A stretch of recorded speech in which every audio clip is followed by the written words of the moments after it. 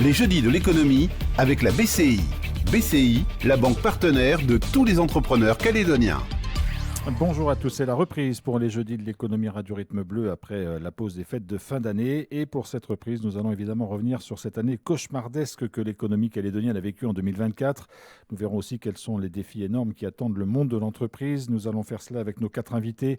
Le vice-président du MEDEF, Bertrand Courte, le secrétaire général de la CPME, Pierrick Chatel, le président de la FIN, Xavier Benoît, et le président du syndicat des importateurs, Laurent Vircondelet.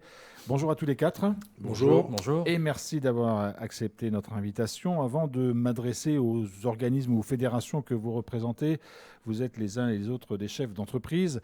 Alors évidemment, si je vous demande ce que vous retenez de l'année 2024, j'ai peur que vous me donniez une date, celle du 13 mai, qui aura évidemment marqué les esprits. Mais je vais vous poser la question un peu différemment pour démarrer cette édition. Qu'est-ce qui vous reste? Qu'est-ce que vous retenez justement de cette date du 13 mai, et des jours qui ont suivi en 2024? Quel sentiment domine encore dans vos têtes, Bertrand Courte? Alors, cette semaine du 13 mai, c'est la semaine où la Nouvelle-Calédonie a basculé dans le chaos total. Alors malheureusement, on avait commencé 2024 déjà par des difficultés annoncées. On se souvient que KNS avait déjà annoncé sa mise en sommeil courant d'année. Et on se posait déjà la question de savoir comment l'économie va vivre avec la fermeture d'une des 3 usines. Et on se disait ça va être quand même très très compliqué, mais on était loin d'imaginer ce qui allait se passer le 13 mai, où là, toute l'économie calédonienne, la Calédonie dans son ensemble, a basculé dans l'enfer et où tout a été détruit. Tout a été détruit. La vie des Calédoniens, la vie des entrepreneurs calédoniens et les entreprises. Laurent Vircondelet. Bertrand l'a résumé, c'est l'économie qui a été effondrée la semaine du 16 mai. Il n'y a pas que l'économie, il y a aussi des familles, il y a des chefs d'entreprise qui ont perdu des années de travail. Donc il n'y a pas grand-chose à retenir. Une année de combat total au quotidien avec l'État, avec nos politiques locaux, avec tout le monde pour bénéficier d'assistance et de soutien au maximum pour tous ceux qui avaient tout perdu et essayer de maintenir à flot et faire en sorte qu'on efface tout ça et qu'on se relance. Et voilà, et on va parler maintenant de l'avenir une fois que mes collègues auront donné leur point de vue sur 2024. Mais je pense qu'il n'y a pas grand-chose à retenir de 2024, si ce n'est qu'un échec total de 40 ans d'institutions en Nouvelle-Calédonie et de systèmes sur lesquels on a fonctionné pendant 40 ans. Pierrick Chatel. Ce qu'on retient, c'est que nous, on cherche toujours la relation entre la contestation d'un texte de loi et la destruction de près de 800 entreprises. Si jamais il devait y avoir un lien. On le cherche. À ce jour, on ne l'a pas vraiment. Et les conséquences, Bertrand et Laurent l'ont évoqué, c'est tout simplement la mise à plat du pays. Et puis aussi le fait que ça a pu ouvrir les yeux de tout le monde que qui finance le secteur public, c'est le secteur privé. Et quand celui-ci est à terre, on voit les conséquences pour la totalité de la Calédonie, de nos institutions, une fragilisation des plus faibles aussi, il faut bien le dire, puisque les institutions ont réduit leur budget pour essayer, les budgets qui étaient destinés à égaliser un peu les choses. Donc oui, c'est catastrophique. Pour terminer, Xavier Benoît, ce premier tour de table. Sur la partie cataclysme, je pense que c'est assez constant. Après, je retiendrai 2 mots, moi, autisme et ping-pong. Cet autisme, aujourd'hui, à admettre les erreurs du passé et admettre les responsabilités. Et puis, cette partie de ping-pong permanente. Et malheureusement, nous, on n'est pas acteurs de la partie de ping-pong sur effectivement les modalités pour arriver à relancer la machine. Et cette partie de ping-pong où tout le monde dit c'est pas moi, c'est l'autre. ou c'est pas moi, je peux pas. Et in fine, ça reste les Calédoniens. Et ce que j'espère, c'est qu'en 2025, tous ceux qui ont joué à la partie de ping-pong, ils vont enfin s'intéresser à la vie des Calédoniens, à la vie au quotidien des Calédoniens.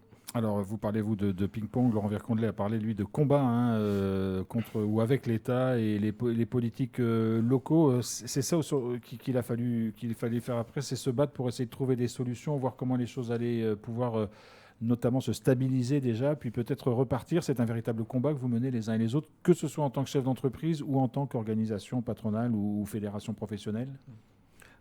Oui, c'est un combat, et le combat il n'est pas terminé parce qu'on n'arrête pas d'expliquer que l'économie calédonienne est toujours en sauvegarde, et on a des hauts responsables de l'État, on a des administrations qui nous répondent, ou des administratifs qui nous répondent non, les conditions de la relance sont présentes. Moi, je ne les vois pas, les conditions de la relance aujourd'hui en Nouvelle-Calédonie.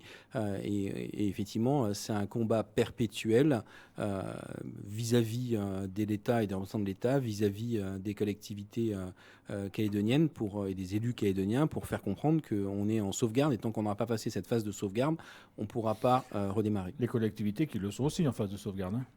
Oui. Pour une bonne partie d'entre elles, en tout cas. Non, mais elles sont en sauvegarde, elles, aujourd'hui, parce qu'elles ont du mal à payer leur salaire. D'accord ? Nous, on est en sauvegarde parce qu'on a des outils qui ont été détruits. Ce n'est pas tout à fait la même situation. Bertrand Courte. Ouais, aujourd'hui, les entreprises calédoniennes se battent aujourd'hui contre le temps. Contre le temps, parce que le temps passe, le temps compte énormément, et ça a toujours été un peu le problème dans les discussions avec le politique, c'est qu'on n'a pas la même notion du temps. Aujourd'hui, depuis le 13 mai, il y a eu je ne sais combien de réunions, combien de rencontres, de notes qui ont été faites par les organisations patronales, par les syndicats professionnels pour attirer l'attention du politique. On dit attention, il y a urgence, on ne va pas tenir, on va mourir. Et à chaque fois, on a du mal, que ce soit en local, que ce soit avec l'État, à faire prendre conscience qu'aujourd'hui, on est plus qu'au bord du précipice. Là, on va tomber. On va tomber. On va tomber, Laurent Vercondelet. Vous pensez que le précipice est aussi proche que le lit Bertrand Courte ? Tomber, on ne va pas dramatiser à ce point-là. On fait ce qu'il faut tous les jours, au quotidien, pour avoir une vision de ce qui va se passer demain matin. Aujourd'hui, on a encore des problèmes énormes au niveau des assurances. Au moment où je vous parle, j'ai finalisé mon dossier le 15 décembre. J'ai toujours pas les fonds pour pouvoir redémarrer mon activité qui, elle, a une deadline. C'est la date de mon incendie, le 16 mai. Donc voilà, les chefs d'entreprise aujourd'hui sont dans l'attente. Donc le précipice, il n'y a pas de précipice principalement puisque on continue nos activités au péril. Il y a des secteurs qui fonctionnent plus ou moins. Il y a d'autres secteurs qui sont en perte de chiffre d'affaires entre 30 et 40%. Il y en a d'autres qui ont perdu 80% des chiffres d'affaires, tous ceux qui sont liés à l'industrie minière, à tous ces secteurs-là. Mais voilà, aujourd'hui, on en est où on a besoin d'une visibilité très rapidement et d'une discussion de nos politiques avec l'État sur l'avenir de la Nouvelle-Calédonie, puisque de toute façon, que nos assurances nous remboursent, ce sont des délais supplémentaires pour les chefs d'entreprise, c'est une pression au quotidien, mais elles rembourseront, les choses se feront. Comme l'a dit Bertrand, le temps des politiques n'est pas le même que le temps économique, mais s'il n'y a pas d'avenir, de toute façon, on ne va pas continuer on ne pourra pas alimenter nos caisses de retraite, on ne pourra pas alimenter les services fiscaux pour pouvoir faire des subventions à toutes les associations sportives, culturelles et revivre un système qu'on vivait et qui fonctionnait très bien, quoi. Bertrand Courte, vous voulez amener des précisions sur votre précipice. Oui, c'était pour donner un exemple très concret. On va parler du chômage partiel, qui est vraiment un exemple concret et qui illustre bien qu'on n'est pas dans la même notion de temps que le politique. Le chômage partiel, spécial exaction, ça concerne aujourd'hui presque 20 000 personnes, soit plus d'un tiers aujourd'hui de l'emploi privé. Le chômage partiel financé par l'État a pris fin officiellement le 31 décembre. D'accord ? Fin décembre, donc le Congrès vote une délibération pour pouvoir prolonger, mais sans financement, le chômage partiel. Oui, c'est plus un vœu qu'une réalité. Aujourd'hui, c'est plus un vœu qu'une réalité. Hein. Et le 1er janvier, les entrepreneurs se lèvent, ils se disent, merde, qu'est-ce qu'on fait maintenant ? Est-ce qu'on entame les plans de licenciement parce qu'on n'a plus de chômage partiel, ou est-ce qu'on continue à mettre les gens au chômage partiel ? Ça veut dire qu'on avance l'argent sans être sûr que le chômage partiel passe, hein, et qu'on soit remboursé derrière. On est là presque le 20 janvier, et aujourd'hui, la mesure n'est toujours pas passée. C'est là où on vit, où on n'est pas dans une situation de temps, et du coup, on n'appréhende pas les choses de la même façon. Xavier Benoît. Ouais, moi, sur le précipice, je ne partage pas tout à fait l'analyse de Laurent. Moi, je pense qu'on y est dans le précipice, en fait. Alors, effectivement, nous, chefs d'entreprise, tous les matins, il faut qu'on se lève et qu'on dise « faut que j'y croie ». Parce que si on n'y croit pas, effectivement, ça va s'arrêter. Mais le précipice, on y est. C'est-à-dire que 11 000 emplois dans le privé détruits en 2024. 11 000 emplois sur les 68 000 emplois du privé. C'est-à-dire qu'on a encore entre 12 et 15 000 salariés qui seront en chômage partiel. C'est-à-dire, on est sur des chiffres qu'on n'imagine même pas si on devait les dupliquer sur d'autres territoires. Et puis, effectivement, pendant plusieurs mois, on avait demandé à ce que le chômage partiel soit maintenu en Nouvelle-Calédonie. On demandait à ce qu'il soit maintenu jusqu'à mi-2025 parce qu'on ne voyait pas une reprise avant mi-2025. C'était une bonne nouvelle, le fait qu'il y ait une délibération qui soit votée à l'unanimité du Congrès, même si elle n'était pas financée, il fallait qu'on lève l'hypothèque rapidement. Mais aujourd'hui, on n'a même plus cet espoir lié à ce vœu. Mais pourquoi tout ça prend du temps ? Pardonnez-moi, je mets peut-être un peu les pieds dans le plat, mais qui tient les cordons de la bourse aujourd'hui ? C'est l'État ? C'est l'État qui est le seul à avoir les moyens de pouvoir aider l'économie calédonienne ? La question, elle est sur le mode de fonctionnement de la Nouvelle-Calédonie aujourd'hui, entre les collectivités calédoniennes et l'État. Repenser le lien entre l'État et les collectivités, c'est compliqué. Et effectivement, on a parfois l'impression d'avoir un État qui dit c'est moi qui paye, c'est moi qui décide. Et ça a été redit ce matin au Congrès. C'est pas possible. On peut pas être sous le joug comme ça d'un État qui dit comme c'est moi qui me paye, c'est moi qui décide les réformes que vous devez faire. Soit on croit que c'est collectivement qu'on va trouver le nouvel modèle calédonien. C'est un peu comme si demain, je vous dis, Jean-François, vous allez faire une coloscopie. D'accord, mais il me dit, mais pourquoi ? Je dis, parce que je vous l'ai dit. Ben non, ça ne marche pas comme ça. Et ça ne peut pas marcher comme ça demain. Oui, le maintien du chômage partiel jusqu'à mi-2025, qui est une mesure qui est réclamée depuis le mois de septembre par la CPME et l'ensemble du monde économique. Il est primordial pour conserver les compétences au sein des entreprises, parce que pour l'instant, il n'y a absolument aucun signe de reprise. Et si cette reprise arrive, il faudra que les entreprises soient immédiatement réactives. Cette demande-là, effectivement, on a l'impression qu'on ne vit pas forcément dans le même monde et pas sur le même temps avec, effectivement, ça a été très bien exprimé par Laurent et par Bertrand. Chaque mois, les chefs d'entreprise font un sprint pour payer les salaires, pour payer les fournisseurs. Enfin voilà, le tempo politique, c'est une course de fond, mais qui est vraiment pépère. Ça peut pas. Enfin, et on a l'impression que le message qu'on porte depuis des mois n'est toujours pas compris. Il est tellement pas compris à tel point que, par exemple, le gouvernement avait une occasion en or. Le nouveau gouvernement avait une occasion en or de faire passer le message auprès de tout le monde, de dire bon, ok, tout le monde doit se serrer la ceinture. Donc nous aussi, qu'est-ce qu'ils font ? Ils repartent avec 11 membres du gouvernement. C'est pas un signal qui est de nature à faire accepter la situation aux Calédoniens. Alors vous parlez les uns et les autres, hein, c'est normal évidemment, de visibilité pour aider les chefs d'entreprise peut-être à se projeter et à redémarrer pour certains. On sait, même si c'est une question un peu plus politique, mais quand même qu'il va y avoir des discussions entamées entre les partis politiques à la fin du mois de janvier pour aboutir à un éventuel accord au 31 mars. Est-ce que vous pensez que s'il y a quelque chose d'un peu clair qui sort de ces négociations d'ici au 31 mars et qu'il y a un projet d'avenir institutionnel, que ça va redonner finalement de l'allant au-delà même des difficultés économiques qui persisteront encore pendant un certain temps. Laurent Vircondelet. Oui, c'est clair que tout le monde attend ces échanges et la finalité de ces débats pour l'avenir de la Nouvelle-Calédonie. Ça va être compliqué. La seule chose que j'ai retenue encore une fois, c'est que ces discussions seront entre politiques. Donc le monde économique Je ne demande pas à ce que l'ensemble du monde économique et l'ensemble des syndicats professionnels aillent dans ces échanges, mais qu'il y ait une représentativité du monde économique dans ces échanges, puisque c'est quand même nous qui allons développer l'économie de demain et du futur accord. Et donc, encore une fois, j'ai retenu que ce ne sont que les politiques qui seront invités pour débattre du sujet, quoi. Xavier Benoît. Alors c'est pas l'espoir d'un accord qu'il nous faut, c'est un accord. S'il n'y a pas d'accord, il n'y aura pas de reprise. C'est-à-dire que qui va investir sur un territoire où on n'arrive pas à s'entendre et potentiellement on pourra renouveler les crises comme on les a eues. Et j'insiste sur ce que dit Laurent, dire que ça fait plusieurs années que la société civile et particulièrement le monde économique dit l'accord de demain il devra s'écrire avec nous. Et à nouveau, le Premier ministre, M. Bayrou, il dit « je vais revenir les politiques ». Non, ce n'est pas la bonne méthode. Et je pense qu'il faut qu'on le rappelle. Il faut qu'on fasse entendre cette voix où on doit participer au débat. Parce que le 13 mai, c'est aussi le signe de l'échec de la méthode qu'on a eu pendant plusieurs années. Bertrand Courte et Pierre Châtel après. Oui, pour 2025, faut être très clair. La base d'un espoir de renaissance et de reconstruction, c'est l'accord politique. On peut mettre en place toutes les réformes possibles, prendre toutes les mesures d'incitation fiscale, d'aide économique, soutien possible.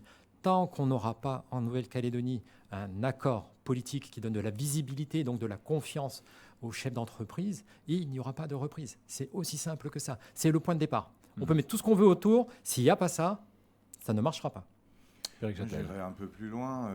Effectivement, c'est pas la bonne méthode qui est envisagée pour le moment, alors que le monde économique, effectivement, demande à être associé aux discussions depuis des années. Pourquoi le monde économique doit être associé ? Parce que le 13 mai, ce sont les chefs d'entreprise qui ont payé le plus lourd tribut. C'est sur eux désormais que doit reposer en partie le nouveau modèle. Je veux dire, l'accord de Nouméa qui a été pensé avant tout pour des raisons politiques de rééquilibrage, on a bien vu que ça a conduit à un échec. Il faut impérativement que le nouveau modèle de société repose, que tout le monde appelle de ses voeux, on est tous d'accord là-dessus, repose sur des considérations qui sont avant tout économiques. Une fois que l'économie tournera, tout le reste se suivra. Mais il est essentiel que les chefs d'entreprise, que le monde économique soit associé à ces discussions. Sinon, ce sera voué à l'échec une fois de plus. Voilà donc pour cette partie un peu plus politique. J'en reviens à un mot dont on a beaucoup parlé et je ne sais pas ce qu'il évoque pour vous, c'est le mot de reconstruction. Puisque tout le monde dit qu'il faut maintenant reconstruire ce qui a été détruit, peut-être différemment en fonction des nouveaux objectifs ou des nouveaux modèles qui seront mis en place. Mais cette reconstruction, est-ce qu'elle vous semble possible ? Est-ce qu'elle a été entamée ? Il veut dire quoi ce mot pour vous, Xavier Benoît ? Ouais.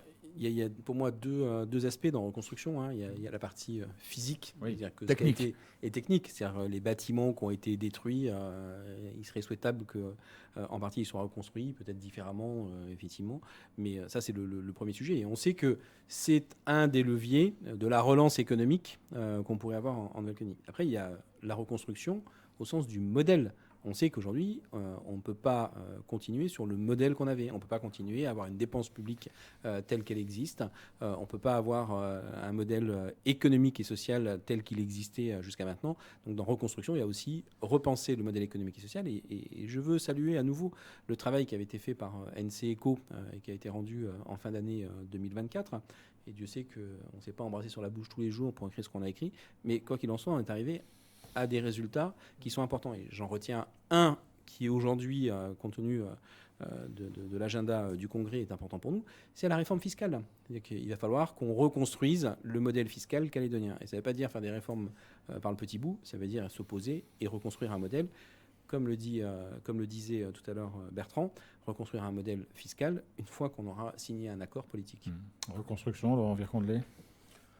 Reconstruction, oui, c'est ce que vient de dire Xavier. Après, il faut être conscient qu'on en est déjà, on a été détruit, on n'a pas évacué ce qu'on nous a détruit. Parce que vous le voyez tous les jours, les bâtiments brûlés sont toujours debout, ça casse, ça détruit des petits sites, et tout ça, c'est lié encore une fois à un manque de trésorerie des entreprises, puisqu'aujourd'hui, certaines entreprises qui ont commencé des destructions les ont commencées sur fonds propres. sans Et toucher puis l'argent après, il y a des aussi, il assurances. faut que l'assurance ait fait le travail avant, d'expertise, etc. avant de Même commencer si la c'est en démolition, cours, quoi. il y aura toujours une partie de la prime d'assurance qui sera destinée à cette démolition et à cette évacuation des déchets. Donc on n'a pas finalisé encore toute cette partie-là. Quand vous voyez le site de Carrefour qui est en cours, quand vous voyez l'entrée de Ducos qui est toujours encore à moitié brûlée, c'est en cours. Mais tout ça, ça peine parce que les entreprises, elles sont à l'agonie et que on va revenir sur ce problème des assurances, mais ça devient un problème récurrent puisque ça ne paye pas les primes qui devraient être payées définitivement et ça nous aussi pénalise dans la reconstruction. Donc reconstruire, il y a des entreprises qui ont reconstruit, qui sont en cours de reconstruction, mais qui n'ont plus le choix, puisqu'aujourd'hui, pour certaines, on est à 3 mois des dates concernant d'échéance les pertes d'exploitation. Ouais. Et si on ne reconstruit pas avant ces dates, on perd toutes nos pertes d'exploitation et donc l'entreprise va mourir. Reconstruire, Pierre Châtel. L'équation elle est relativement simple. On parlait des assurances, pas d'assurance, pas de prêt auprès des banques, donc pas d'investissement, donc pas de reconstruction. La reconstruction, elle est effectivement urgente, mais à condition que les assurances suivent et emboîtent le pas. Laurent Vercandlet. Et encore une fois, parce que c'est un sujet qui a été traité récemment à Paris, on nous dit que l'État est en train de trouver des solutions pour les assurances notamment, avec les assurances, qui reste un vrai problème aujourd'hui, pour garantir les fonds des assurances à venir. Mais encore une fois, c'est le temps. Les discussions, elles ne vont pas durer 6 mois. C'est des sujets qui déjà traînent depuis quelques années, qui ont été traités entre les assureurs, France Assurance et Bercy. Donc, nous, chefs d'entreprise, on ne peut pas attendre parce que ça peut durer 6 mois comme ça peut durer des années. Bertrand Courte. Oui, je pense qu'il faut avoir conscience aussi qu'avant de reconstruire, il ne faut pas oublier de sauver encore ce qui reste et ce qui est toujours en vie. Parce que les entreprises existantes qui n'ont pas été impactées physiquement sont aujourd'hui quand même en difficulté. L'activité n'a pas redémarré ou s'est maintenue ou a à peu près redémarré dans certains secteurs, mais ça reste quand même très limité par rapport à l'ensemble de l'économie. Et pour rejoindre ce que disait Xavier, c'est qu'à côté de la reconstruction physique, il y a la refonte du modèle économique de la Calédonie. Et c'est indispensable, c'est une condition essentielle. Alors on peut terminer par ça, parce que moi je me souviens au moment de la crise Covid, on avait dit le monde d'après ne sera plus comme le monde d'avant. Sensiblement, il a été à peu près la même chose, et il faut le dire. Là, il y a encore un événement, alors c'est plus localisé, bien sûr, c'est pas à l'échelle planétaire, mais ça concerne la Calédonie. Est-ce que vous pensez que ce nouveau modèle va pouvoir émerger de ce qui s'est passé en mai ? Est-ce qu'on va tirer les conséquences ? Est-ce qu'il va pouvoir se mettre en place ? Est-ce qu'il y a une volonté de le faire ? Chez les acteurs économiques, on a bien compris que oui, pour l'instant. Chez les acteurs politiques, peut-être pas forcément. Comment vous voyez justement ce nouvel modèle économique ? Est-ce qu'il peut se mettre en place réellement ? Alors, il faut qu'il se mette en place. Il faut qu'il se mette en place, c'est indispensable. La crainte qu'on peut avoir, c'est qu'il va falloir des décisions politiques hyper courageuses. Et là, ça va être certainement autre chose. Parce que ce qu'il faut, ce n'est pas des mesurettes. Quand on dit par exemple qu'il faut réduire la dépense publique, mais il faut la réduire de façon très importante. Ça veut dire qu'il faut supprimer un certain nombre de choses. Ça veut dire qu'il faut supprimer un certain nombre de choses, ça veut dire qu'il faut revoir la taille de certaines organisations publiques, ça veut dire qu'il faut regarder s'il y en a certaines qui sont toujours utiles ou qu'on peut s'en passer, qui coûtent plus d'argent que ce qu'elles rapportent en termes d'efficacité et de service à la population et aux entreprises.